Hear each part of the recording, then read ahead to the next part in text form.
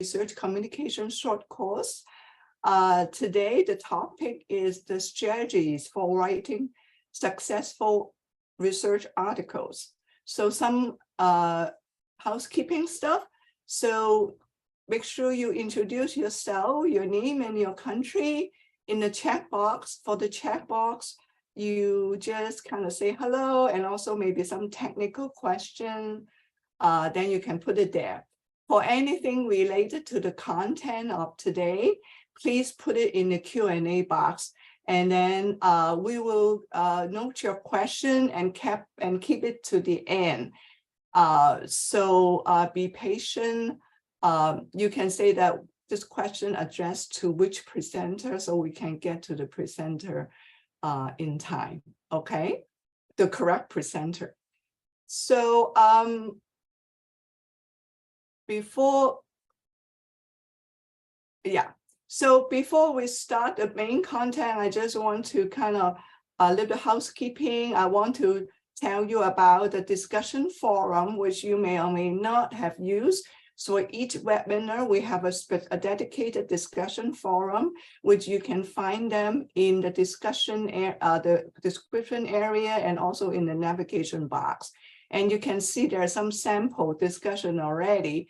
So you can use it before the webinar and especially after the webinar to follow up with a question that you might have on the discussion, which shows up. We also have supplementary material list, which actually really selected by the presenter, and then you can refer to it and to kind of solidify your learning. So without further ado, I will move ahead. Oh, by the way, there's today's outline. We'll talk about, we'll examine the anatomy of a research paper and identify the key elements of each paper. And we're also looking at the paper through the eye of a peer reviewer. And then we will also talk about some ethical issue, is a do or the don'ts in the article, including avert plagiarism. So Biliamin is not here yet, right? All right. So Yes. Yeah, I'm here now. Oh, you're here now. Great. I'm sorry. And are you ready? Yes, I'm ready. I'm sorry. Okay, good. So I presume that you would like to, I stop sharing, you control the slide, right? Yeah, that's fine. Thank you. Okay. All right. So I'll go to your title page and I'll introduce you. So very good. Biliamin is a systems and scholarly communication and evidence-based medicine librarian at the University of Medical Sciences in Ondo State, Nigeria. He was a fellow of the Carnegie Next Generation Librarians Fellowship at the University of Pretoria, South Africa, and a recipient of the Cunningham International Fellowship by the Medical Library Association of the USA. He has served as a trainer, facilitator, and guest lecturer at institutions within and outside Nigeria. He is a managing editor for the Journal of Health Information and Librarianship and the Annals of Health and Allied Sciences. Biliamin also served as a reviewer for several notable journals in his field, and he is widely published. He has a special interest in health information librarianship, knowledge management, about among other things. So he is a very qualified person to talk to you about a paper. So without further ado, I'll stop sharing my slide and I let Biliamin take over. Make sure you ask your question, but we will answer it towards the end. Ask the question in Q&A box. Thank you very much, Kathy, and hello everyone. It's nice to be with you today. My apologies for coming in a little bit late. Had some unexpected issues. So we are here now. Let's get started. I'm Biliamin, as I've been introduced, and today we want to look at the anatomy of a research paper, writing a research paper, the structure and the content. And I would like to start by showing the contents that we have for today. Yes, anatomy and physiology of a research paper. We'll be looking at IMRAD, the key elements in IMRAD. We'll also be considering what the main points of the paper is. So before we proceed, unfortunately, our Menti is not up, but if you can use this chat system of this webinar to tell us, why do you actually want to write academic paper or a research paper? Or why should we write a research paper? Why do you write it? Why do you want to write it? I would like to have some responses on why are you interested? Why do you want to be published? So let's give a minute or two for that. Let's see how your reasons. Okay. I can see one: to communicate, to share knowledge.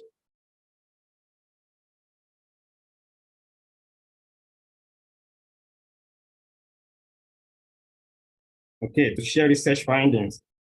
All right.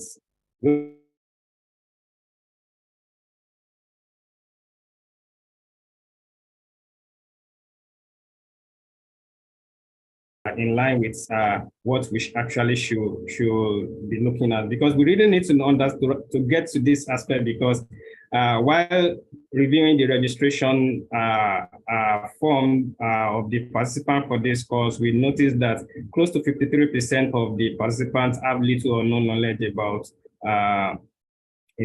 publishing, scholarly publishing. Okay, let's dive in. Thank you for the responses. I can see we have quite a number of people who will be sharing ideas together. So thank you for being there. Let's proceed with the presentation. So as you have mentioned, or as you have alluded to, we are actually interested in sharing knowledge or sharing your findings. That's why you want to publish. And the importance of that is actually to add to the body of knowledge that we have, the body of scientific knowledge that we have. And adding to the scientific body of knowledge that we have is not just about staying in the lab or going to field to collect data, but it's actually in the way you actually weave your words into scientific paper. And that is why it's important to be looking at what a scientific paper is and how we'll be able to put it together to get published as researchers. So the primary goal should always be in our mind, and the primary goal of a scientific paper or an academic paper is actually to communicate. You want to add to the body of knowledge that is existing. You want to share your findings. You want to disseminate what you've seen so that others can make use of it. And that is the primary aim. You want to communicate. And in communicating as an academic, you want to share your story. The story of the work you have done, the story of the research you have conducted. That is what you actually want to put into your scholarly manuscript. And as English and Vantoda actually put it, if you want to make this communication, if you want to tell this story, you actually need to do it in an academic way. And that is what we call academic writing. That is the language of academic communication. Unfortunately, that language is not the first language of anyone. So you have to learn it. Everyone has got to learn it one way or the other, and it may be difficult at the start, but by learning and practicing, you can get to be good with communicating through your manuscript. So this communication that we are talking about has to do with different types of papers that you can be interested in writing. We have original experiment that you can write on original experiments. You can write hypothetical papers. You can write even literature reviews. You can conduct a desk study whereby you put reviews, you put literature together and come up with some findings. So there are several types of papers that you may want to write. However, the types of paper you want to write, they all have what we call a basic structure. There must be a structure to it, because academic communication has conventions. There are ways by which you are expected to do it. So there are basic structure, and there must be a main point that you are actually communicating to the world. So when we talk about basic structure, the most popular logical structure of research paper that we have is the IMARC structure. Many of us may be aware of this already. IMARC stands for the introduction, the methods, the results, and your discussion. And what we are going to be doing today is to actually dissect into this IMARC and see what it entails to actually write a paper with the IMARC format. So the IMARC format actually allows you to put your thoughts together to answer the questions that the readers have in mind. And what are the questions that the readers have in mind? That's what we have on the screen on this slide. The readers are interested in 4 key questions, and that is what they want to know. Why did you do the study? That's about the introduction. Why did you do it? What's this issue? Why did you engage in this study? Then the readers want to know, how did you do it? And that is what your methodology and the method section actually explain. The next section, the next question they have in mind is, what did you find? And that is what your result wants to show. The result wants to show the data and tell the world what you actually found. And the last question of the 4 key questions on the reader's mind is, what does it mean?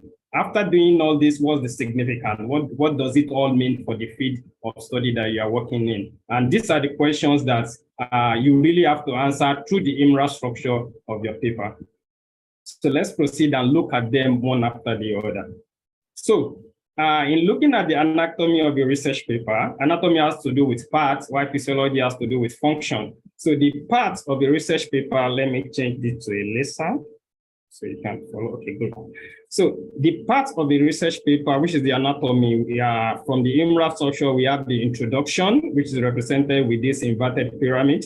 We have the method, we have the result, and we have the discussion. You can see it looks like a sweet, like a candy. And in the candy wrap, we have the introduction at the top, and the flow of the writing is what is represented by the inverted pyramid, but we'll come back to that. So we have the introduction.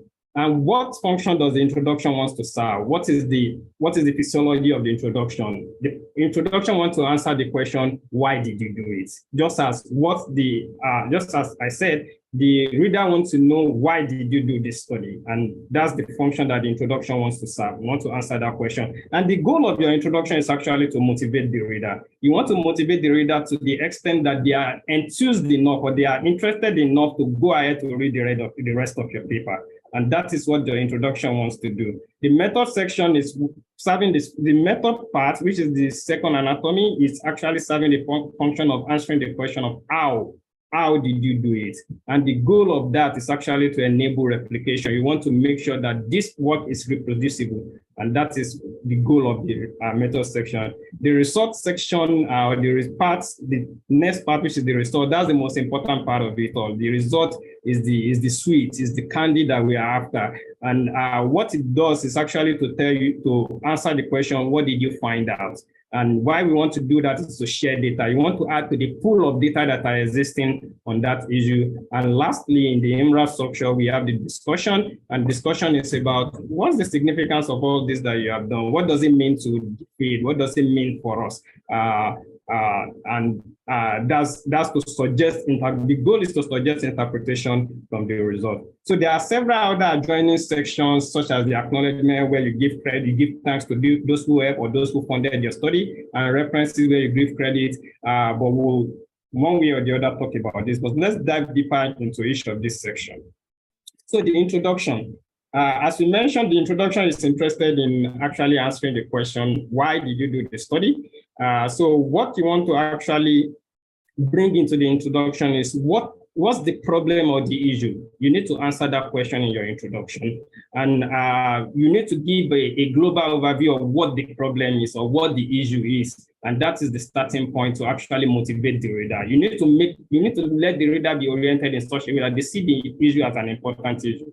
And you have to compare what is currently existing in literature, what is accepted about that issue. And that's where your literature review is weaved into your introduction. In some journals, you have the literature review section separately. And that is the importance of the first webinar that we had when we look at selecting your target journal. You must have had the target journal and look at the style of publishing in that journal. So the next thing you want to actually answer in your introduction is, what's the importance of the issue? Why should we care about it? Why is this problem relevant to us? And then lastly, your introduction wants to tell us, okay, after all this, you've told us the important, you've told us a problem, what question are you focusing on within this issue? So your introduction is looking at why did you do the study? Are you testing a hypothesis? Are you improving an existing method? Are you performing a descriptive study such as trying to characterize a distribution or a particular, let's say, teenage pregnancy in a particular environment? So there are several reasons why you could be doing a study. You actually have to tell us in the introduction, why are you doing this study? So in writing your introduction, you write the expected or the convention is for you to write from what is known to what you want to do. And that is why it is said that you write from the general to specific. And that is why in that IMARC anatomy that we look at, we have the introduction represented with an inverted pyramid. So it means that you start from a global perspective by introducing the topic broadly and generally, just to orient the reader to the importance of that topic. You want to give orientation that, okay, this is an issue that we need to focus on. So you start from what is known, and then you gradually go into summarizing what is known about the topic as it has been mentioned by other researchers. So you actually state what other studies have said in relation to the global idea or the broad perspective that you have actually presented. And after that, you actually narrow down to the specific aspect that you want to look at in that issue, the specific hypothesis you want to put out, the specific questions you want to answer. So you start from what is the general idea, what is the general issue, starting looking at it globally. Then you narrow down specifically to the what other studies have said, and then narrow down gradually to your own question. And lastly, in your introduction, you mentioned in 1 or 2 sentences how you actually approach the study. So your introduction must be brief. Nowadays, you shouldn't have introduction that is so lengthy. A 3 to 5 paragraph is fine, simply because many of the readers have so much to read and they just want to quickly skim through or quickly get what they want to get from your paper. So it's good to look at your target journal and see how you can actually work with the length or for the introduction. So let's move on to the method section, which is the second part of the IMARC structure. And that section is interested in how did you do it? How did you do the study? How did you conduct it? And it's important at this point, just as I said the other time, that the goal of the method section is actually to engender reproducibility. You want to make sure that this work can be repeated. It is replicable. You describe the method in enough detail so that other people can actually replicate that study. So what goes into the method section? Okay, in formatting your method section, we actually make use of subheadings. It's like writing from general to specific as well. But in this aspect, the general are the subheadings, the bold, the italics, which gives like a subsection of the method section. And that would actually differ from journal to journal. And that's another reason why you have to identify your target journal before you actually start putting your pen to paper to actually write the manuscript. It's important to actually identify 1 or 2 or 3 target journals that you'll be interested in. And that journal is the one that will determine the level of the detail you are putting in your method section. But it's important that you are very clear when you are writing it. And if you are using abbreviation, you make sure it is well defined. So, like I said, the method section is written like general to specific. So the general in this sense is you have a subheading or the first sentence of a paragraph, and then you give the rest of the paragraph explaining that subheading, just as we have in this example on the slide. PCR reaction, then PCR reaction is like the general consideration in that subheading. That's the subheading, and then the rest of the paragraph goes on to explain, to give detail about that method.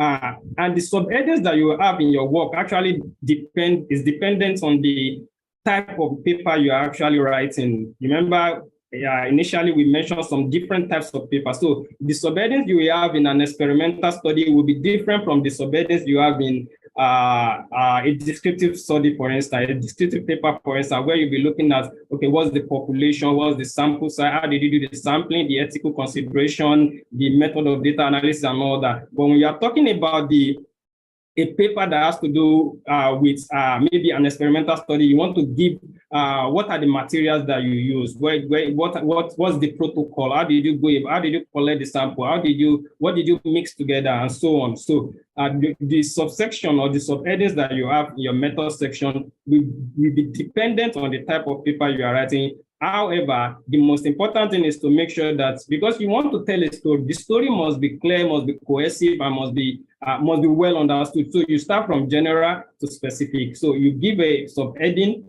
if that is what the journal allows. If not, you give the topic sentence, or the first sentence will be the general, while the rest of the paragraph will be the specific detail. Let's move.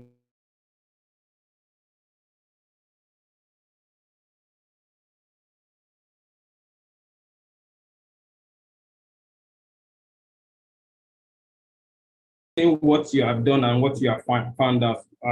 In some cases, you can use chronological order, what you did first, then to what you did last. However, the most logical flow is to have thematic approach. You use themes to represent what you did. Just as we said, maybe PCR reaction, that's a theme, then you give the detail of that. But we'll see more of this when we get to the result section. So you link the result, the presentation in the result, with the presentation of the method section. One of the contextual issues when it comes to method is actually, should I reference or should I not reference? Or if you have an experiment or a study that you are bringing out multiple papers from that study, and often if you have to repeat the protocol, you might be flagged for plagiarism. So the important thing in that situation, or what you are expected to do, is to actually first publish the paper from that work, then you can reference the protocol published in that work in other papers that you'll be publishing after that. So you are allowed to reference your protocol so that you won't be flagged, you won't be flouting plagiarism rule, which will still be discussed today. And it's important for you to be specific in what you've done. Just as we have in the examples here, sales were lies as previously described, then we have a citation. But the better way to put it is sales were lies by ultrasonic treatment, as you are giving specific method that you use, and that is very good as well. And in fact, if you are putting in references, it's also good to give a brief review of the protocol so that the reader doesn't have to always go back to the reference if they don't know the detail of the protocol. So let's look at the next section, which is the results. And like I said, this is the candy of the whole sweet. Of the wrapper of the sweet wrap you are looking at. This is where we are going. That's the meat. And the result is important because everything in your paper, the story you want to tell in the manuscript depends on the results. Everything in your manuscript, in your academic paper depends on the result. The introduction is there to motivate the reader to actually look forward to the results. The method is telling them how you obtain the results. The discussion is telling them the significance of the result, and your conclusion finally is based on the result that you have. So everything in your paper is about telling the story of the result. Why do we have to go after the result? Why did we go after the result? That's the introduction, the method, and all that. So the result is this. Is just to tell us how important your result is, the resource section of your paper is. So the purpose of the resource section, why you need to write your resource section properly is, what we want to do with resource section rather, is actually to summarize the data that you have. You might have lots and lots of data, but you want to reduce it to a manageable size. You want to present it in a form that will be easily comprehensible and others can easily follow and understand what you have found out. So you summarize in result, and in summarizing, you can use examples that are given in the box here, such as averages, and it's also good when you are using averages to give ranges. If you have an average of 4.8, so let us know the range, the extent of that that average is representing. We can also use percentages. We'll talk a little more about percentages very soon. So aside from summarizing the data, you also want to lead the readers through the figures, because your result is presented in figures, in tables, in charts. So the resource section is actually to lead the readers to, okay, this is what the figure is saying, and these are the important aspects of it. I mean, this is what I'm seeing as the trend in it. So you use the resource section to point out important findings or interesting aspects of the data to the reader. So what should we present in the resource section? The important thing to present, you don't have to present everything that you've done in your experiment. You don't have to present all your data, especially if you are not actually supporting the main point you want to put across. Nowadays, manuscripts have to be focused on a central point, a global message that is the most important and the most significant finding of your study. What the novelty, that particular novelty that you want to put across, and that is your main point. So the data that support that main point is what you are expected to present in your within the resource section. You are not expected to go on with data and data and data that do not support or do not give any that do not have any bearing with the main points you are actually pushing forward, because your main point will have been presented in the title of the paper. Your main point will have been presented in the abstract, in the introduction. So they are looking forward, the reader is looking forward to actually seeing the results that support that main point. So what is important to be presented is actually the data that supports that main point that you are pushing forward. And the important thing there is actually to summarize and not to just push data that will not explain what you are trying to do with what you are trying to say with the main point. So how do you present the data? You make use of graphs, tables, or figures in presenting your data, and try as much as possible not to have too much of this in your paper, but limit them to maybe about 5, maximum of 5 or so, because by the time you have about 5 figures to support your main point, that should be sufficient. So because each figure will be saying different things, definitely they are separate evidences. So you have graph tables and all that, then you lead the reader through that. Let's see some examples of how to actually make use of that. Okay. One of the tools that we use in summarizing the data in our results section is actually percentages. So it's important to understand that when you are giving percentages, it's better that you also give the number of samples that percentage is representing. That percentage figure that you are giving, what's the sample size that is representing, and that's why these examples are given here. A positive signal was detected in 75% of blood samples. That is incorrect in your resource section, because it's not giving us what that 75% looks like indeed. Because some readers might have skipped some of the sections of your paper and come straight to the resource section. So you want to actually put in that sample size just as given in the second example and the third example, the correct one, the first correct one and the second correct one. Now, out of 100 blood samples, 75%, that actually, it makes it clear what you are saying. However, when you are using percentages or you are using statistics, it's actually good if you have low numbers or a low number of samples. Maybe you have 5 samples, your sample size is just 5. It's better to just loan figures. We are talking about loan figures here. It's better to just tell us, out of the loan figure that you have, how many did you actually, are you reporting the results for? So rather than saying 60%, when we have those 5 samples, 60, like 3 over 5, 60%. 60% makes it sound as if you have such a huge value. However, the sample size is just 5. In as much as it looks correct, of course, when we talk generally, but if it comes to academic writing, you want to be very clear so that the reader will be sure of what you are saying. Okay, so in describing your results, you want to lead the reader. Each of those figures, we said you should have about 5 not more than 5 figures or tables or charts. Each of those figures or tables, you must have a descriptive text in this resource section that is actually describing what that result is saying, that is actually describing the trend in that result. So you must refer to each of those figures within the text and give a description of what that.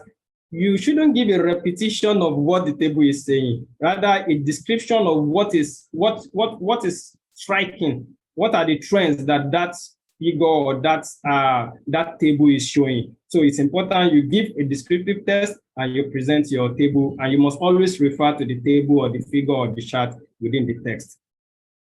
So each paragraph that you are using to describe the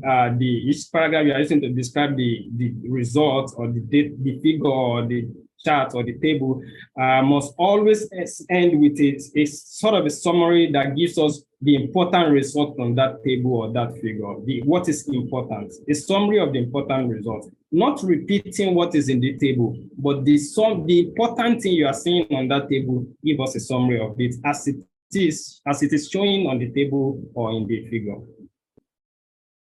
Okay, in organizing your results, you can go chronologically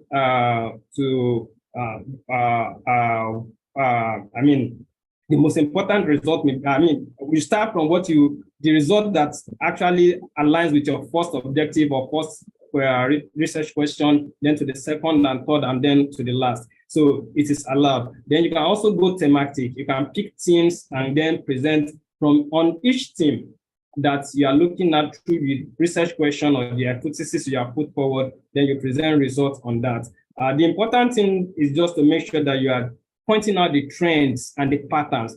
The trends, when you put the figures together or the data in the figure or the table together, what trend are you seeing? What pattern are you seeing? That is important for you to actually give a summary of that in general form in the descriptive text. However, the result is not a place for you to start telling us the meaning of that data. No, just tell us what the data is. Tell the readers what to notice, but avoid any form of bias or interpretation at this point, because that's not what this section of your paper is meant for.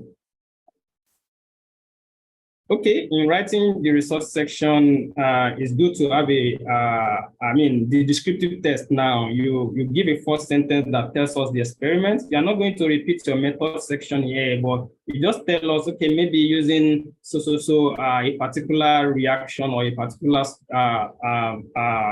method or a particular approach or procedure, we found this or something like that. So you give a first sentence that describes what you did and why that is important. Then the next section, the next sentence in that paragraph, I'm talking about the paragraph that is actually describing the figure or the table now. So the first sentence describes the experiment. The next sentence actually gives us the results as it is. And if there are any issues to notice, such as maybe issues from control and all that, you also present that, and then your findings and the findings, the summary of the important finding is given in the last sentence.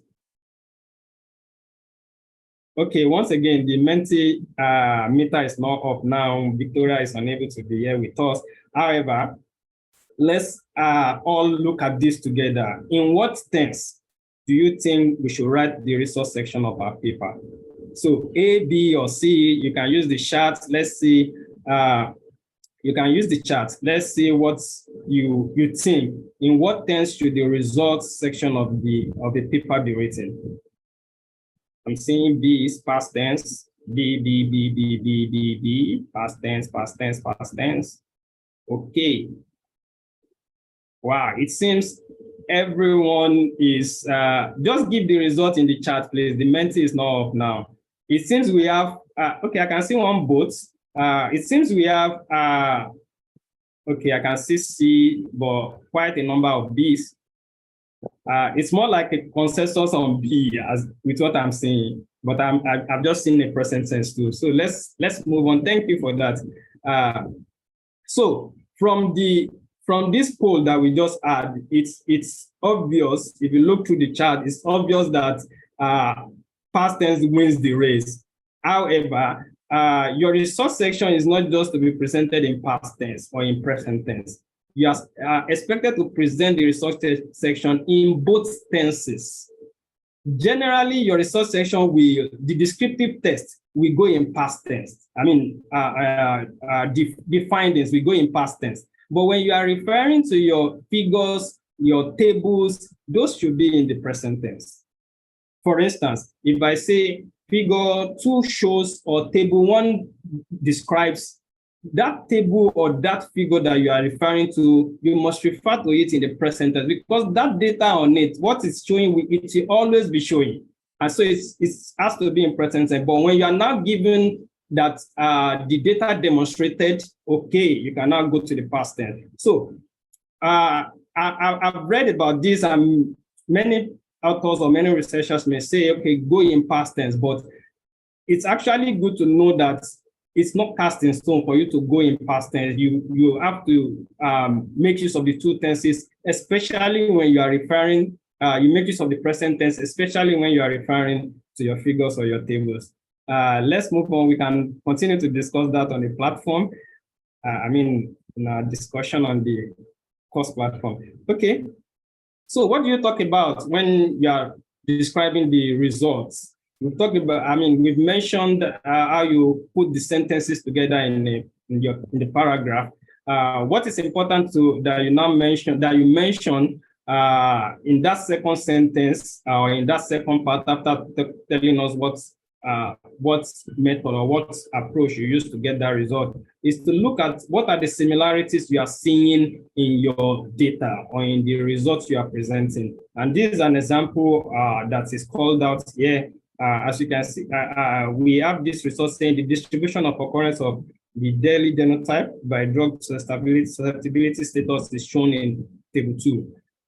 Similar frequencies of, you can see it's not telling us about similarities. So you point out similarities from your data. You point out similarities from your results. You are not repeating, you are not giving the figures as repeating them in the description, but you are pointing out similarities. You are also interested in pointing out differences. If there are differences, there are differences within the result that you have. So it's also good to actually bring it out as well. It's one of the important things to mention here. As we can see in this example as well, I'm trying to be mindful of time. Okay, okay, also it's important for you to be concise and brief when you are describing the table or the figure, because at this point, the resource section is not for you to give interpretation. It's just for you to present what is in your figure and what trend is it showing, what pattern is it showing, what is the important thing to notice in it, what similarities are you seeing within the data, and what differences are you seeing, and that is all, as it is. So it's good to make sure you consider brevity and you're concise in what you're putting in your resource section. Okay, another important thing that is seen in the resource section is that sometimes quite a number of, especially early career researchers or those who are just starting out in academic writing, they make use of the word significantly within the resource section. And if you did not run a statistical analysis, it's better to avoid the word significant because that word actually implies that it denotes statistical significance. So it's better to just mention that this is what you are seeing. It appears there is a higher level of X in male than in female, rather than saying X was significantly higher in male than in female, when you did not run any significant statistical analysis on that. And also, when you give us any statistical results, it's good that you also give the type of test that produced that result and the level of significance. As you can see here, it's telling us the t-test was used at this level of significance.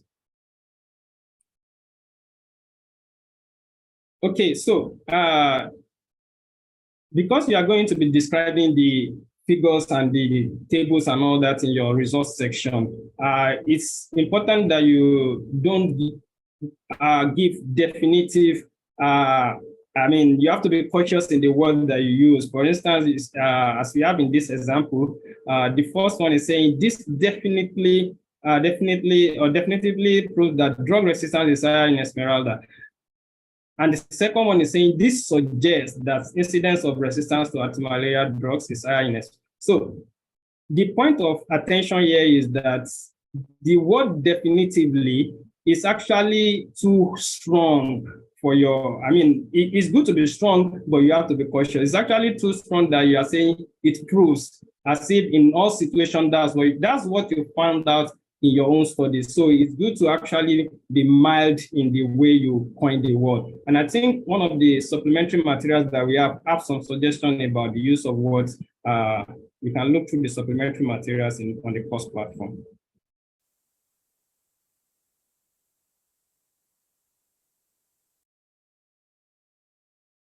Okay, let's quickly move to the paper. Is actually where you now want to tell us what you have in mind, what you think the data mean, what you think the results means. So it's your opportunity to actually put your data on the table into perspective of what you're actually thinking about that result.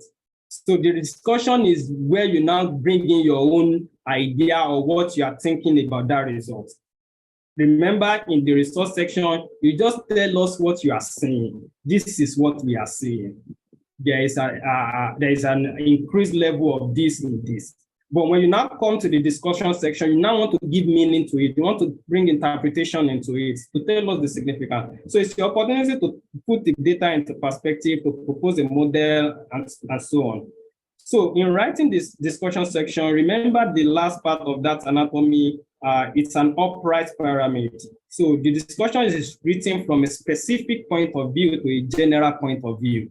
And in the specific point of view is the findings. What did you find? That's where you start with when you want to write the discussion section. So to write the findings, you consider the questions that you have for your study, then you provide the answer to it. And then you go to telling us the meaning, the interpretation of those findings. What do you think that those findings, what do they mean? And now you weave it in by comparing and contrasting with what other studies have said.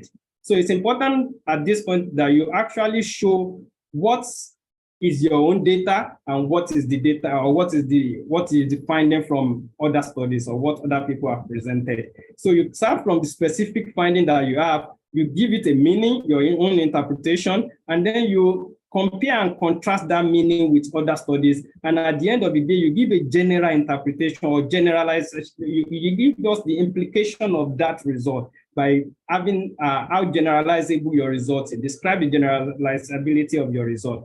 And that's how you structure the flow of your discussion. Should be from the specific finding through the meaning, through other studies to the general implications. So the first paragraph of your discussion, in the first paragraph, tell us the main points in the first sentence. What's the main point? That is, what's the most important finding in this study? Give it to us. Then summarize the other findings, the major findings that actually support that main point, and then discuss the points in the order of importance. After, in that first paragraph, you give us the main point, you summarize the other findings, then you start discussing them, giving interpretation to them, giving meaning to them, and then the generalizability, the last part is actually to tell us how does that result connect, how does the result connect to your hypothesis, to your conclusion, and all that. Okay, so I found this table in the work of Richard Branson, and I think it will be useful for us. Richard actually gave us a table to tell us what should go into the discussion section of your paper. So in your paragraph 1, Richard gives us what the objective of that paragraph is, and a sample of what you should be putting there. Paragraph 2, 3, 4, 5, and so on to the end, to the last paragraph where you talk about where you propose further studies or propose further research and give conclusion. It also gives us an example, and I think we'll find this in the slide, so it will be useful to review it and see, okay, how do I structure my discussion to make sure it flows? Okay, we still have one more interaction. Okay, so what is the common mistake that you think people, researchers or early career writers make in writing while they are writing the discussion section? Again, let's use the charts to give A, B, or C. What's the most common mistake in the discussion section of a research paper? Okay, I'm seeing a number of C's. Okay, A and C.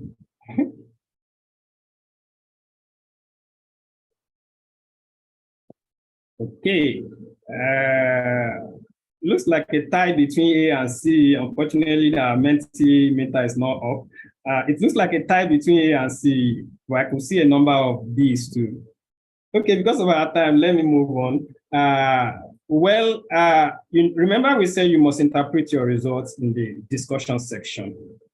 However, the most common mistake that has been observed is unjustifiable inferences, over-interpretation.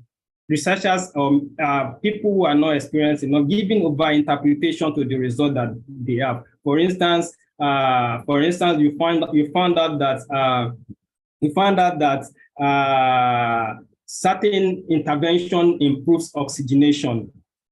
What you found out is that intervention improved oxygenation among certain group of patients. You didn't find out if that intervention improves other variables like mortality and so on. So you don't need to say that it also will improve mortality. What you found out is that it improved oxygenation. So what we are saying is that the most common mistake that is seen in the research section is unjustifiable inferences, over interpretation, and we should be aware of it to be able to avoid it. Okay. Your conclusion section is more or less part of your discussion. It's the last part. In fact, in some journals, you don't even have this. You don't have a separate conclusion section. The conclusion goes with the discussion, and in many others, it's as separate. But what we are saying, what we are going to give here is that you want to give the final verdict on your question and the hypothesis. The final verdicts on your question and the hypothesis by repeating the main point again, and also providing the future direction for research in your paper. My final words, I'm out of time from my stopwatch here. And my final word is also taken from the work of Gracian, and it says that writing is a skill born from practice. We all have to learn it. The first step to becoming a good writer is for you to become an avid and careful reader. So it's important that we learn to read if we want to write. So your researcher's early experiment in writing should include multiple rewrites. Don't be afraid to rewrite, and then seek mentors who can give constructive criticism for your papers. I know there are many things we have left out from this discussion, but because of time, we can continue to take them on the platform or by responding to the questions that we have. Thank you very much for listening. Thank you, Biliamin, for such a lot of information. You should there's a lot, I totally agree. Deserve a round of applause. Remember, we have a cross forum, and Biliamin has been very kind to jump into the cross forum or discussion forum all the time, so we can continue with the discussion over there. And also at the end of this session, we will do some Q&A. You have a lot of you guys all have a lot of question there. So without further ado, Biliamin, can you stop sharing? Then I can start sharing. Okay, good. Thank you. Share my screen. All right. So the next we will hear from a reviewer. She's Blessing Mawire. She is the lead of the Research for Life Country Connectors project. And Blessing is an information and knowledge management specialist with over 15 years of experience working in sub-Saharan Africa and other low and middle income countries. She has extensive knowledge in the area of project management, strategic innovation, and a lot of other areas. Blessing leads the implementation of multi-country and regional projects and work with diverse global partners from community-based organizations, research institutions, governments, and United Nations agency. Blessing has strong experience in designing information and knowledge management approaches tailor-made for specific communities. And she is also a member of IFLR's Evidence for Global and Disaster Health Group and the ACES Africa chapter chair-elect. So without further ado, and I'll hand it to Blessing. She will tell you how to examine a paper through the eye of reviewer. Thank you so much, Kathy, for the introduction, and good to see everyone. My name is Blessing, like Kathy said, and I have the privilege of talking through from the lens of a reviewer. I had do a review for some journals here, especially in Southern Africa, and also one journal which is based in Australia. And the type of review that I do is completely blind review, meaning that when I receive the articles, when they're submitted to the journal editors, I receive them without the names of the authors, their affiliation, or any information that might make me biased. In cases where I might have knowledge of the information or the study, a reviewer is asked to declare and to pass on the paper to be reviewed by someone else. Today, I'm going to talk in particular about the review process and the major areas to look out for. But I also use this moment to just encourage everyone, if you are not aware of the Research for Life country connectors, to please visit the Research for Life website and see how Research for Life is working more in the countries and in the different regions. So when we're looking at the article reviews, there are specific areas as a reviewer that you look at. Once you receive an article, in the experience that I've had, most of the articles are sent to the reviewer through a platform where you are able to go into the platform and access the manuscript. However, in other cases, it can be sent via email if the journal does not have the opportunity to have an online platform. So the main areas really are looking at the structure of the paper, and I'm really thankful to our previous presenter, Biliamin, who took us through the IMARC structure and looked at some of the different components of that. And that structure is one of the best for you to follow. So I would really encourage you to go back even to the recording of this webinar and look through each of the areas that he talked about, because this is quite key, and this is some of the areas that a reviewer must look at. Also consider the title of the article, the content, the methodology, the bibliography, as well as the contribution, overall contribution of the area of research. So what I'm going to do now is then move on to a specific example that I'll take us through in the next few minutes.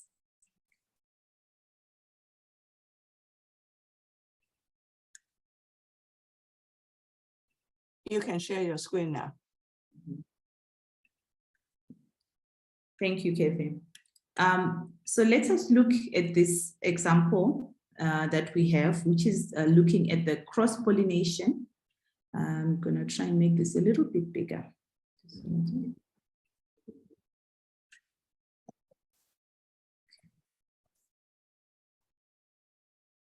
There we go.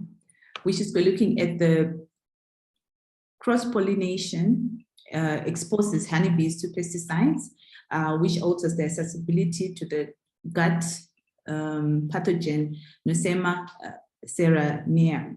So when you look at this title, it is informative, it is descriptive, and it has a verb. And I should make a note that not all publications accept sentence titles, but this is easier to do, and it depends also if looking at the specific subject areas. The next section that you look at is really the abstract. One of the things that we provide in the resources section is really how to structure an abstract. So you find that a more structured abstract is easier to write, but is also easier to review. So overall, the abstract is supposed to be informative and yet concise. So you see that when you introduce an abstract, it needs to provide a brief background and context. So normally this is done within the first sentence or two. Then you look at also what are the main objectives. So why are you doing this study and what are you going to be talking about? In this case, this was clearly defined by presenting these objectives with numbers. And then you look at just a glimpse summary of what are your results, and then what was your main conclusion going forward. A good and structured abstract enables also a reviewer to be able to understand just at that level what you're going to be talking about. In other cases, it also enables, if this is a review, for instance, where you're submitting for a conference or for a meeting, if you have this type of abstract, it enables and it communicates clearly what you want to talk about, and it gives you higher points, especially if it's a short review where there's a decision on whether you make it to the next process or next section or not. And the same structured review, this structured abstract is good for review even in cases where you want to submit even for a poster, for example. Then we move on to the introduction. So an introduction starts as a broad area. It provides some background context, in this case, the importance of honeybees to agriculture. And then it begins to narrow the scope and provides a brief review of literature. So not a very extensive review, but a brief review of literature to set it in place. And then it continues to narrow and provides then the relevance of the particular study. And it provides also then, I saw in the question and answer, somebody asked about the objectives or the questions. So here you have an opportunity to foreshadow the research questions and objectives, to set them in line here at the introductory section, so that you start going into those areas of your questions and the objectives.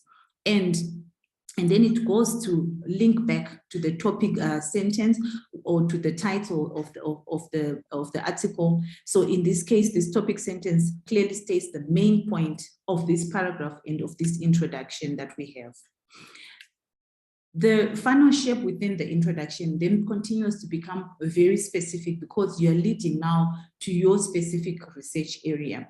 And here we then see the research questions, and they're clearly identified with numbers.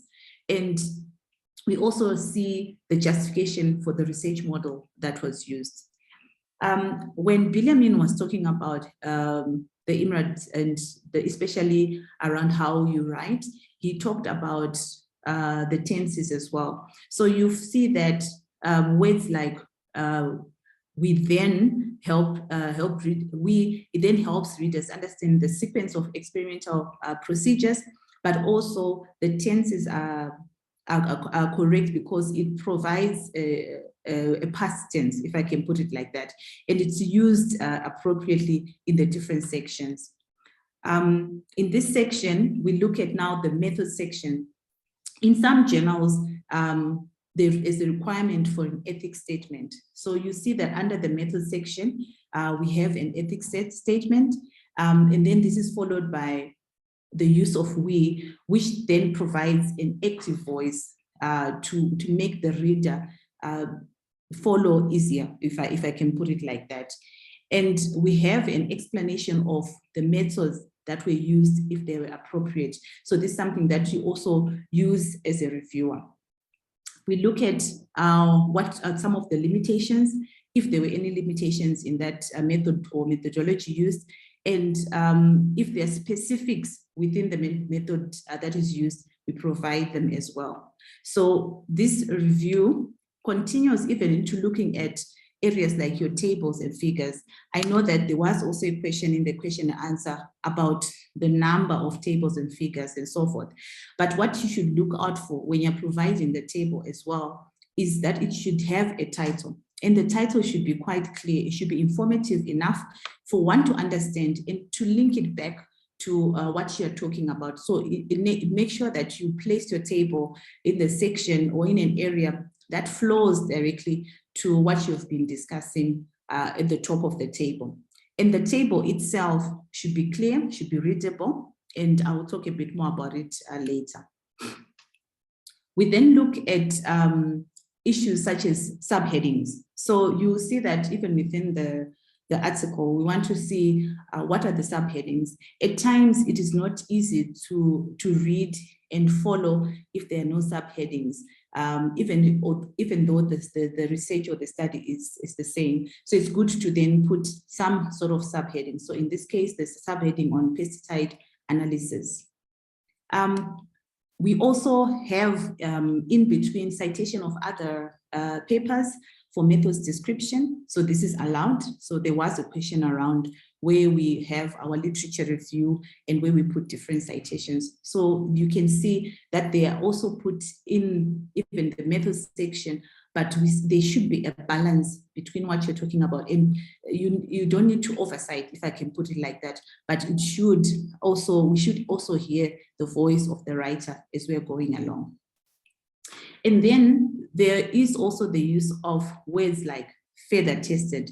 This helps orient the reader and explain why those methods were appropriate as well. There are issues which some experienced writers might not see as important, but these are quite important. So for example, when you're referring to a table, it's good to put it in parentheses and not directly in the text. This just helps to identify that you are referring to the specific table. And statistical values also can be put in parentheses and makes the results section much easier to follow and to read as well. And if you are referring to specific institutions, so for example, there was a reference to this Arizona bee products, and the information about the company and its location makes it easier for even someone who's reading then your final article and wants to look further at your references and where you're referring to in case of this Arizona bee products and so forth. So it's also good to then put those in parentheses. And one of the other things that we need to look out for, if you look in this example, which I will share with you, it will be shared anyway after the webinar, you also note that this specific article uses short and concise sentences.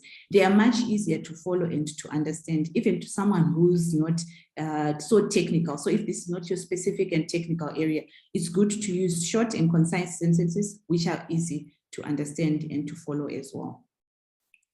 Now let's look at the discussion section. So with the discussion section, it normally starts with the study results, and then it goes and broadens the scope, and then we start hearing the discussion between your research and what you found and what we have within the wider arena of the research area. The results should be discussed in a meaningful way and not simply repeated. So we don't want to just repeat what you found, but it should have that balance between the writer or the author or the researcher, what you found and what is in the big arena. So you have almost a flow or a pattern that you'll be following as you did this. So I'm really happy that we also talked about the discussion area with our previous presenter. We will see that also in the discussion area, you need to place your research or your context within other research, within other research that has been done in the wider scope of your research area. And it is good in cases, if it's a technical area, how do we place this or identify this within practical applications as well? So we look at the issues of repeating data. So it is good to represent your results. They should be identifiable, but make sure that you don't over repeat the same data as well. If the results are discussed or they're not, if the results are noted and not discussed, it should be pointed where we can find more information about them. So let's say you refer to a specific figure or to a table where maybe it is self-explanatory. then in that case, it is fine. If there are unexpected results that were found within your study, they should also be noted and discussed. And what does the researcher or the author then say about those unexpected results? If there are limitations within your study, it is good to also put them in the section. And there are certain words that help you to now move or transition as you are working on your discussion area. So we call them transition words such as however. These show that we are moving to the other side of the discussion, if I can put it like that. Or if you use words like in comparison to, and just so that we see the flow of the discussion from the author and moving into the results and also the wider arena, as I said before. Now, looking at the table, like I said earlier, the table needs to be clear, easy to follow, and in most cases, it's good to write from the left to the right so that when you read, you can follow the same as well. And in this particular example, the author alternated between the gray and white lines. So this helps also to separate the information, especially if it's a lot of data or being represented in the table. And it's much easier to follow what is happening. Whereas if it's all in one color, for example, it can become a bit hard for one to follow. And if somebody wants to then refer to your data and cite your work, it makes it much easier as well. Then if you've got a table with a lot of data, such as this one, it is always good to provide a legend. It will also help one to understand abbreviations, understand different formulas and so forth. So we'll see that at the bottom of this table, there is a legend that is provided. I talked about the transition words such as however, while, indeed, and so forth. So this can be continued throughout the discussion. And then in your discussion, you also want to find a way to start concluding the discussion. So you see that in this case, it discusses in relation to the previous section, but starts to round up this particular section. And we continue to provide figures. And I like the example that the recommendation that was given by Biliamin that we should not make them too many, and he gave the recommendation of not going above 5 as well. And then when we're talking about some logical steps, it is good to use first, second, third, to just really help the reader follow your thinking or your structure. So in this case, we find that in the discussion, they say first 2 pollen samples contained 1 pesticide, and then second, the researcher suggests that simultaneous exposure, third, and so forth. It makes it much easier to follow even when you're discussing your results.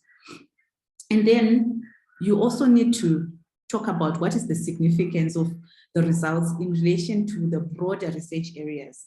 So if you remember in our previous presentation, Biliamin did talk about not overstating the significance, unless if you've been looking at a lot of statistical data. So the significance should be discussed, but not be overstated, the implications of that significance. So this is something quite key, and I'm happy that we also talked about it in the previous section. And the conclusions for this discussion are clearly stated, and the significance is also discussed. And again, the citations, we keep placing them within the sentence and not at the end when appropriate. In some cases, yes, you can put the citations at the end, but in most cases, it's good and easier to flow if you're putting them within sentences as well. In some journals, we have allowance for supplements. So for example, in this case where there is a supplement for a specific figure, and it talks about what the title of that figure is, pesticide laws did not differ by crop for any pesticide category. And you provide also the acknowledgements, their categories, they're specific, and if there are specific contributions by other authors, this is also provided right at the end of the article. And lastly, I think this is something that we are all very aware of. The references should follow at the end, and the styling should be clear. So in most cases, you have a guideline on what style is required by that particular journal, and you should not move away from that style that is provided. So I thought I would talk about this example and show this example, Kathy.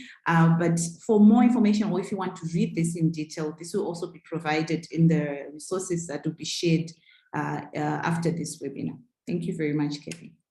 All right, thank you so very much. And yes, all the slide presentation, including this article, reference to this article, will be available in the course platform. So without further to do, we move on to our last session, but not last but not the least. And then we're talking about, switch gear a little bit, talking about some ethical issues with writing article. So we are very happy to have two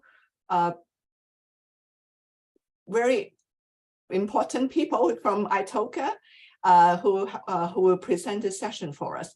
Dr. Gracian Chimwaza is the Executive Director for ITOCA, and he is an international development expert with over 25 years of leadership and with experience in strategic planning and execution, and with a lot of area in higher, with programs, working with higher education, government, CSO, and everything.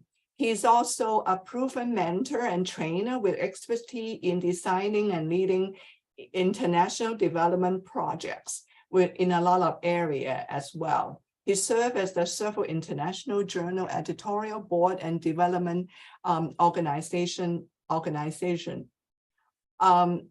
Gracian holds a PhD in information science from the University of Pretoria, and also a master at MBA in strategic management from the University of West London in UK. And another presenter for this session is Mercy Moyo. She's the Deputy Director for Research and Training in ITOCA.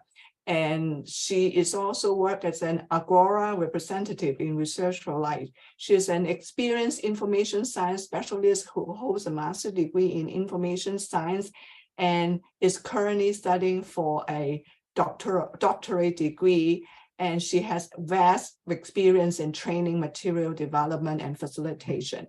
And for those of you who have joined MOOC, and you should know her because she's part of the development team. So without further to do, and I give the floor to Gracian and Mercy. I'll advance the slide for you. Okay, thank you very much, Kathy, and good afternoon, everyone. Thank you for the opportunity. Like Kathy has already indicated, we will focus more on the ethical side of things, trying to be a bit general and try not to repeat what has already been highlighted by the two past presenters, Biliamin and Blessing. So let's move on to the next slide. So I will try and highlight a few things that pertain to a research paper, but also thinking about the dissertations, both at master's and PhD level. One thing that really runs across in terms of all these papers is that you want to make sure that you are adding some new knowledge. Be in your paper that you are doing research, you have already gone through the literature review and you have seen what has been written about that and what are the innovations in those areas. So you are trying to add some innovation and make sure that that novelty that you are focusing on, you are precise in terms of how you communicate that and you are clear. That's important. Also, you want to make sure that you emphasize the methodology that you have employed. Many a time when we've done our research, we look at the sample size, we look at the geographical area that we are looking at, especially in the hardcore sciences, be it in agriculture or in the environment. We want to make sure that it pertains to a specific geographic area. And therefore, we want to be as specific as possible in terms of justifying the investment into that research. Also, something to remember is that you want to be as accurate as possible and make sure that the data that you are trying to collect, the data that you are going to be analyzing and presenting is actually in a format that somebody can repeat that if they want to do the same kind of research, but also you can replicate those kind of results if you were to rerun that kind of research again. The future researchers will be looking at that and they want to be able to reference that. So in terms of the presentation itself, make sure that it is comprehensive, and looking at your topic, you justify every word that you are putting in that and the area of focus. Anyone looking at your work, they must make sure that they have looked at something that is adding some new knowledge in that area of specialization.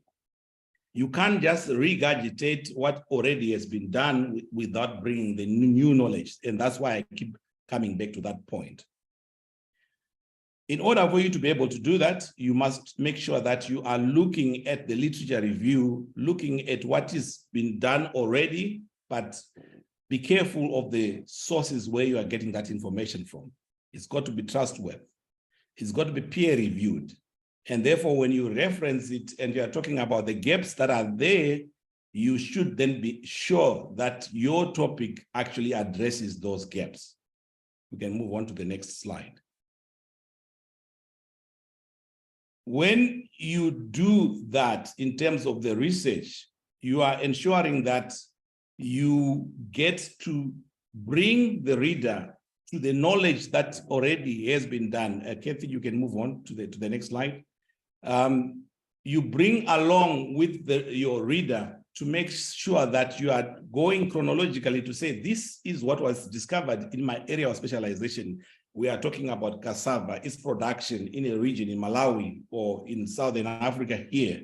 And you are saying this kind of species has come this far, and these are the challenges and the diseases that have been the challenge.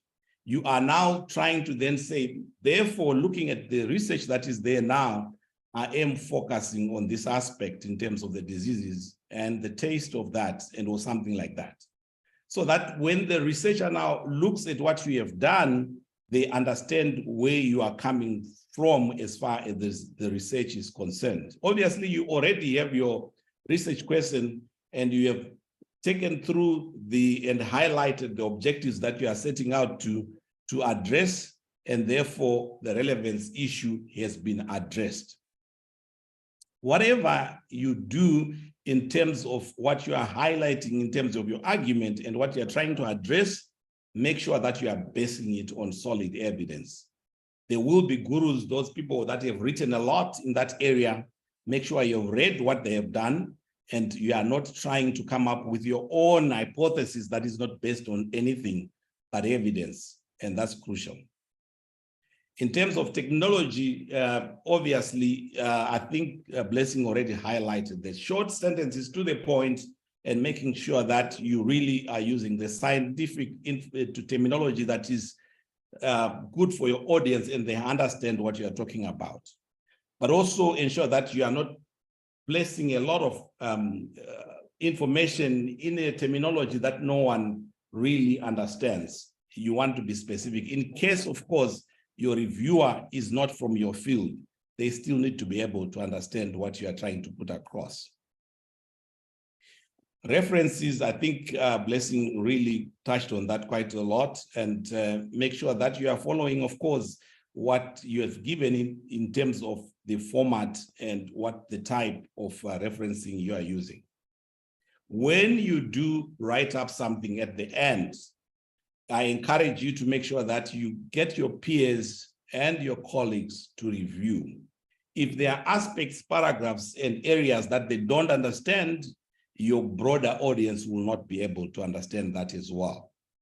So make sure that they get to do the proofreading and they come back to you where areas you are not clear about what you are putting across. That will definitely help you before the reviewer of a journal goes through that. Let's look at an example. You can go ahead to the next slide.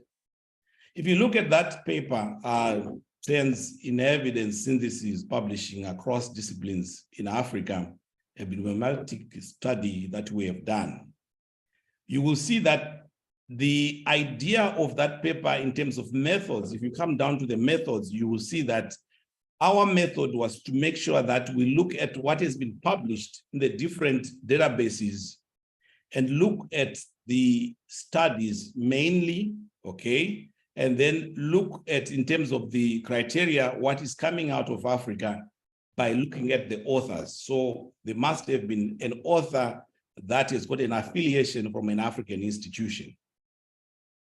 We also looked at the different types of disciplines across the different type of topics to ensure that we are really covering as much as what is coming from the region.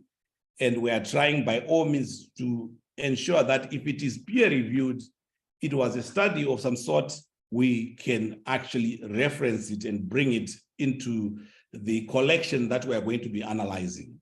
We also looked at different kinds of languages, English, French, Spanish mainly, and other related languages that we could find in our team that we could understand.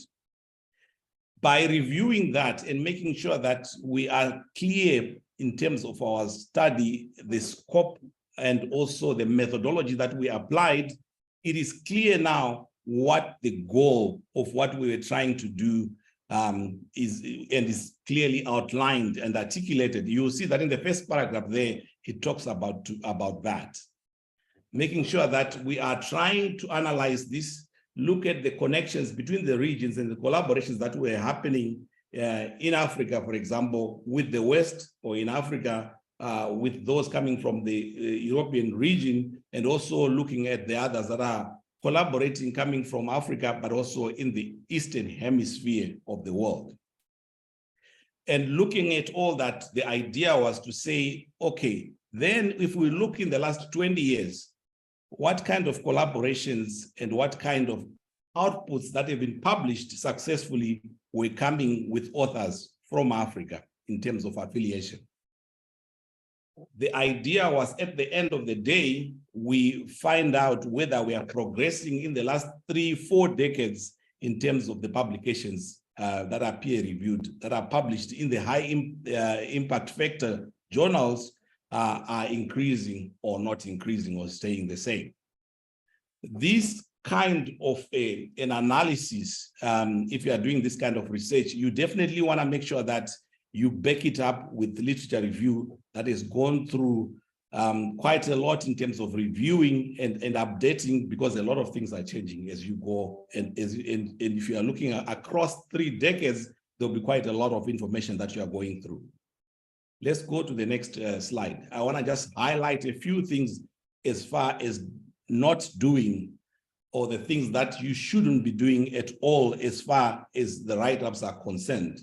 And many a reviewer will be looking at those kind of things. And those are the pointers that tell them that, well, this researcher hasn't done enough work in this kind of an area.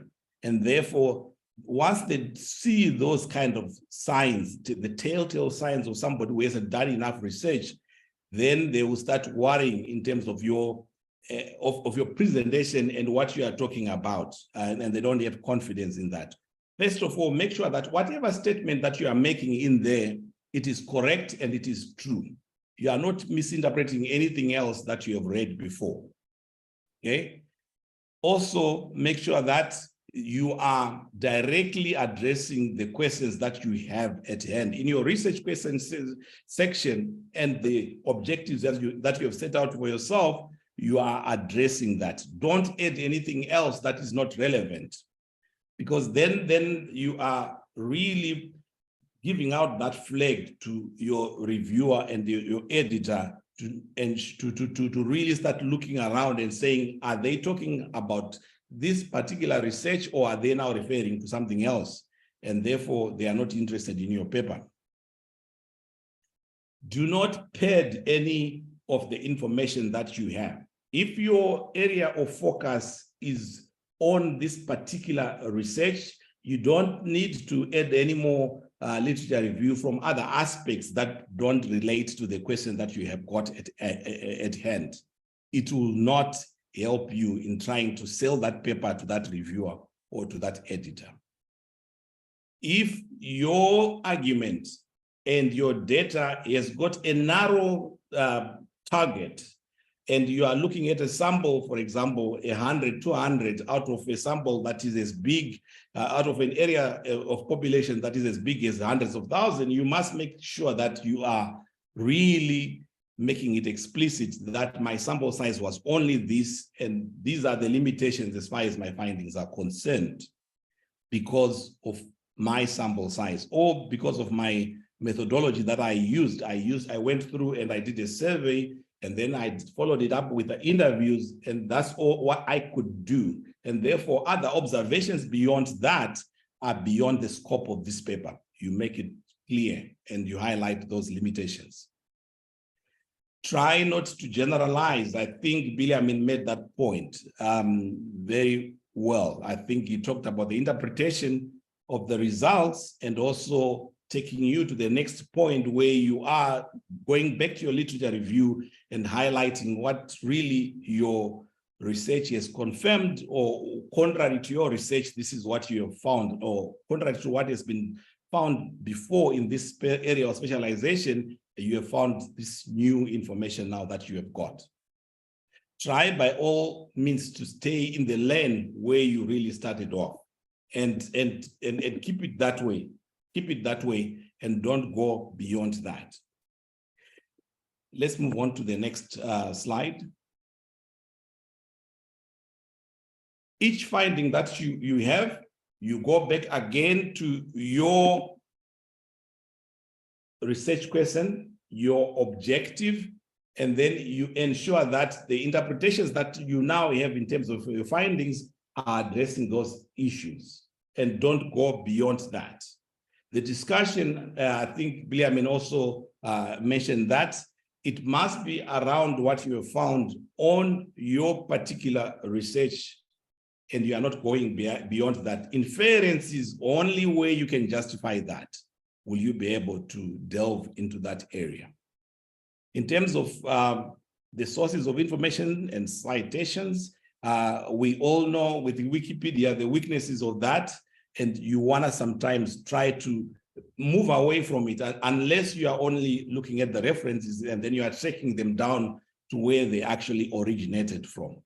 And then you stay with those solid kind of reliable sources of information so that you are not only relying on what other people think about in terms of opinions, which is not research-based. I will leave the point of plagiarism for the next session that Messi will take. Thank you very much. Thank you very much, Gracian.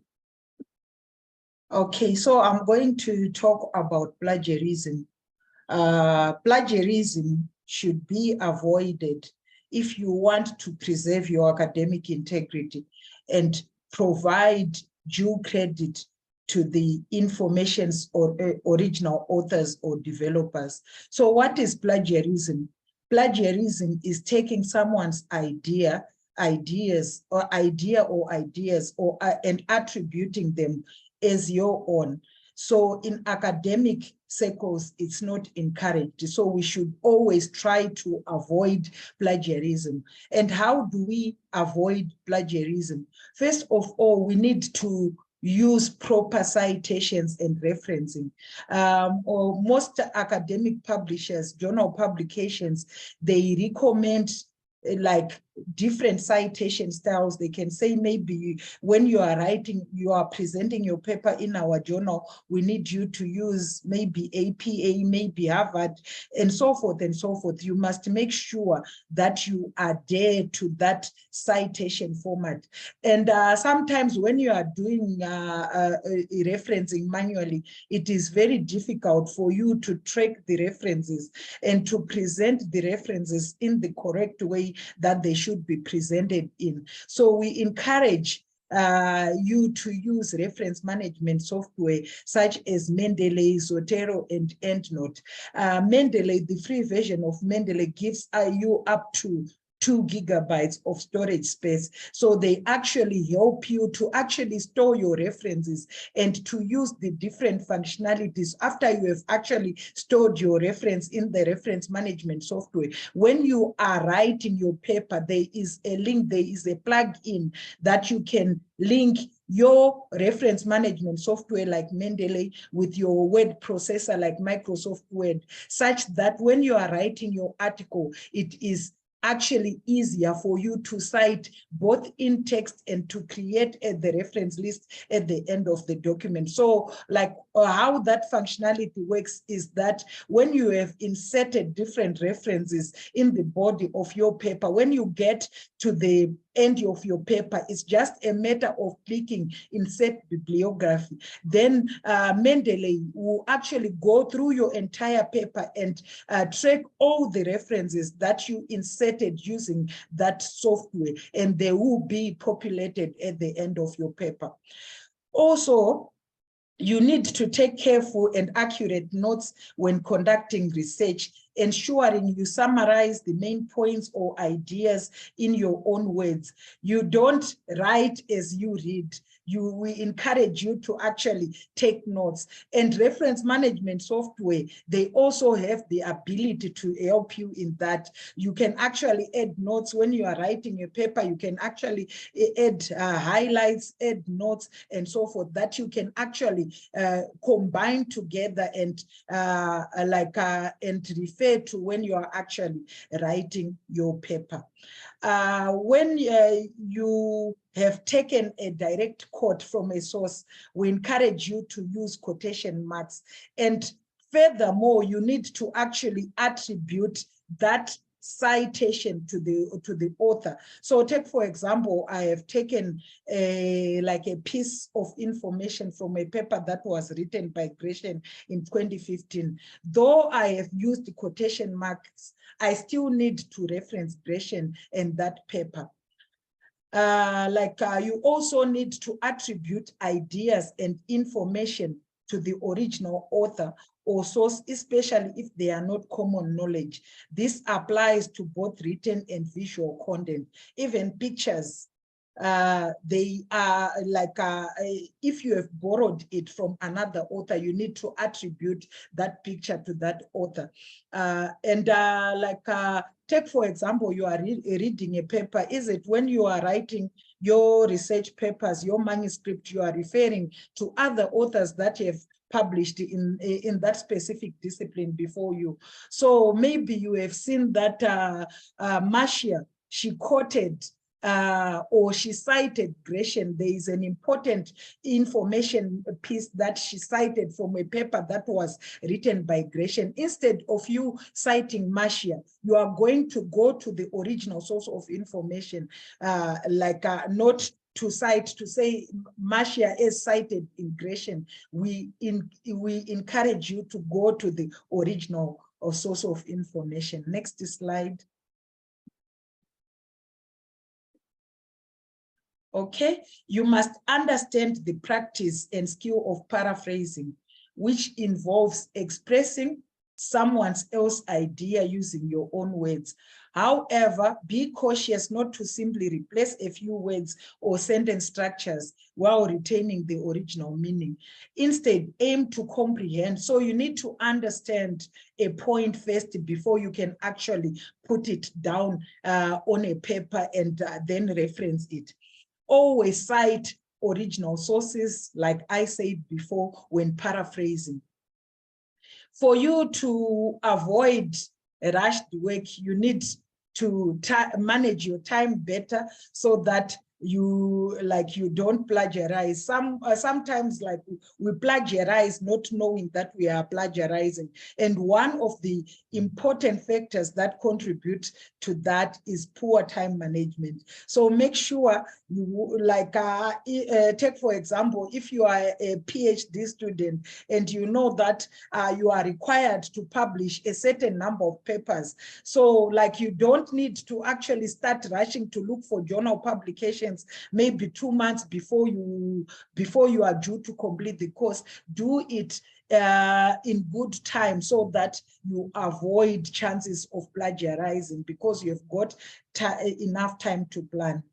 And you also have to utilize plagiarism detection tools such as Turnitin or Grammarly. Most of these journal publishers, they use these tools. So when you submit your manuscript to them and you have plagiarized, they will actually pick it up, and that can actually lead to rejection of your paper. Other than that, we know like plagiarism is a very serious offense. We know of some authors or some professors that had their professorship revoked because it was noticed at a later stage that they plagiarized, because previously, maybe in the 1990s, early 2000s, we didn't have this software that could actually pick that someone plagiarized. But now these tools are very common, and the journal publishers, they are also investing in those publications, in those softwares. You should also seek guidance and assistance if you are unsure how to cite a source or have any questions about plagiarism. Usually, like if you refer to the journal guidelines for authors, they give you like enough information about like how to write your manuscript, how to avoid plagiarism, and so forth and so forth. Next slide, Kathy.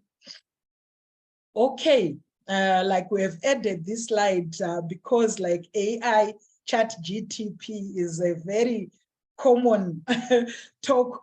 It's the talk of the town nowadays. So like a lot of information, a lot of people like feel that now we have got AI that can help us write different, or you can ask an AI to any question and it will give you an answer. And we have seen that this is actually made plagiarism very, very common, because AI can actually do literally anything for you. But there are also tools that have been developed that actually prohibit you from actually plagiarizing. So they can actually detect if a text has been generated from AI. So I'm going to display to use one of the two to actually show you how they go about. So most journal publishers, they are also investing in these tools to actually, so they run your paper through that that software to see if you have not generated the text that you have used in your manuscript have not been generated using AI. So I'm going to share my screen. Okay. Yeah. All right. Okay. So like, can you confirm when you can see my screen? Yes. Okay. All right. So like, this is the homepage for ChatGPT, which is one of the common AI tools that has been is on the market now, is rising on the market. So I'm going to type a question here, a general question, and I'm going to take the text that is going to be generated by this tool and put it in a software that actually shows whether that that text has been generated by artificial intelligence. So I'm going to just type a general question like, what is crop rotation?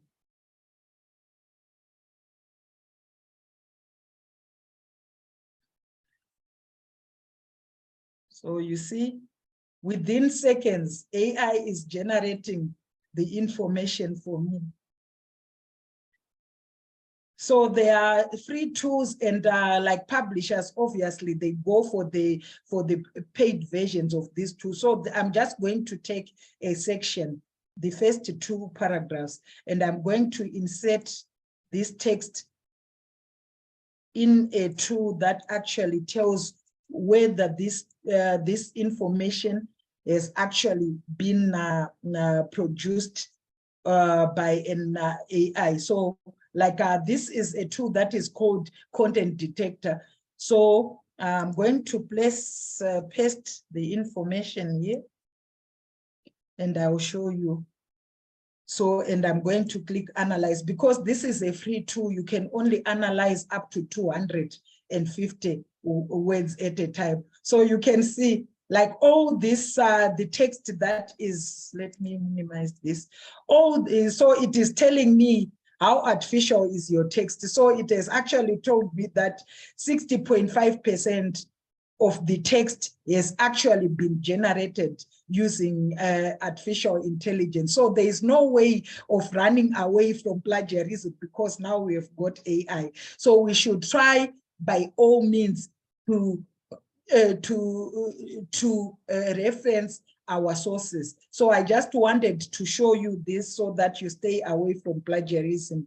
And with that, it brings me to the end of my presentation. We apologize, we have gone beyond the time. Back to you, Kathy. No, it has been very eye-opening. Thank you. So we actually run 20 minutes about already. So thanks to all the presenters, they have been Biliamin and Blessing and Mercy and everybody is answering the Q&A. So we have answered like 43 questions already. And now actually Biliamin is still answering one. So anything you can think of is really like burning question that we have to take care of today, because all these we can push it to the cross discussion forum, which we have done in webinar 1. And actually the presenter is going back to the discussion forum and answer them. So I could put all your questions to the discussion forum, or like put them in category and ask people to answer, and then put it in the discussion forum. So, so what do you think? How can we use AI in a better way? Interesting. Yeah. I had planned to show that, but like because of time. So like take for example, like as a scholar, you are looking for information sources.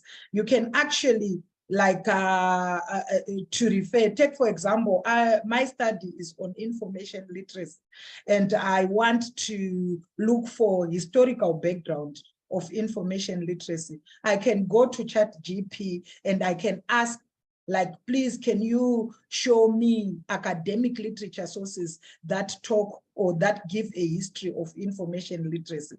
Then by so doing, like it will populate information sources that I can refer to for the history of information literacy.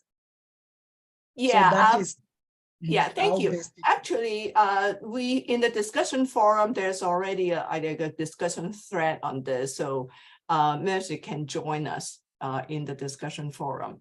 And I think I look at this question, it has been very specific, some of our specific interests, they like talking about qualitative research, and then and different very specific stuff which may be of interest to certain people, like how to, is it different in writing thesis and that kind of thing. So I think I will try to move this back to the discussion forum, and hopefully the presenter can go there, and I know they would. So because I don't want to be so much, run out of time. So just a quick advertisement. In 2 weeks, we have the third one, and actually it is like a web up session for this course, and we will have a panel of specialists from different area. We have a people, Blessing will be with us again. We have journal editor, and then we have librarian, and all walks of people. So you can have one more time for you to kind of look at the question after you study the discussion forum, also the supplementary material. There's a lot of material over there. Then you can And then by participating, look at the recording again, or, you know, join us, then whatever you have, then put it down, and then we can discuss that one more time, because webinar 3 will be a mostly panel discussion, and then discussion with you also. So the course platform will open on the 16th of June, and the day will be Tuesday also, the same time, in 2 weeks. So without further to do, then I think, unless panel have anything that they would like to share, the parting words. If not, then thank you very much. We have a round of applause for all our presenters. Excellent Thank you. presentation. It's the good resources. By the way, they will be shared in the course platform in a day or two. Do study them. Thank you, everyone. Thank you very much, Bye. everybody. It's really Bye. great. So